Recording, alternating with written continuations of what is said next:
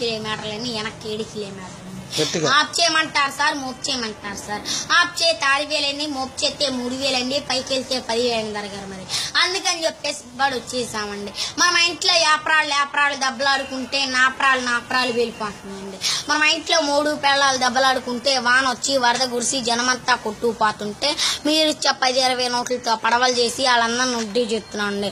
మన ఇంట్లో 10 ఉంటే పందులు తినేస్తున్నాయండి, ఏలు తలకలు తినేస్తున్నాయండి, కోట్లు కుక్కలు తినేస్తని చెప్పేసి, లక్షలు నక్కలు తినేస్తని చెప్పేసి, చల్లరుంటాయి చామాలు తినేస్తని చెప్పేసి, ఇంత బొచ్చి తప్పేంతలని చెప్పేసి బడి వచ్చేసామండి. మన ఇంట్లో బంగారం బాటలాడుతుందని, వెండి ఏట్లాడుతుందని, లక్ష్మణ్ తూట్లాడుతుందండి. మన ఇంట్లో కేజీ బంగారం కుక్కనాని చెప్పేసి చెత్తబట్టలు ఇచ్చేసామండి. మన కాక మన ఇంట్లో పెళ్లి జరిగిందండి. పెళ్లికి ఏమేమి కూరగా ఉండాలో కూడా తెలుతులేదండి. వంకాయ తింటే వంగిపోతున్నారండి, బెరకాయ తింటే బీసిపోతున్నారండి, పొట్లకాయ తింటే పొట్టొచ్చేస్తుందండి, గోంగూర తింటే గోక్కుంటున్నారని చెప్పేసి, ములక్కాయ తింటే ముదిరిపోతున్నారని చెప్పేసి, చిక్కుడుకాయ తింటే చిక్కుపోతున్నారని చెప్పేసి, లడా పప్పు ఎండ్రేసి కన్నా పోసి పెట్టామండి. తిన్నత ఇద్దరు బాగానే ఉన్నారండి, 3 మచ్చాను కడుచుకోండి. మరి మీకులాగా పెద్ద మేళ కట్టాలంటే కింద పునదండి, పైన టాప్ ఉన్నదండి. మా మేళ ఎప్పుడో గాల్లో ఎగురుతుంటాయండి.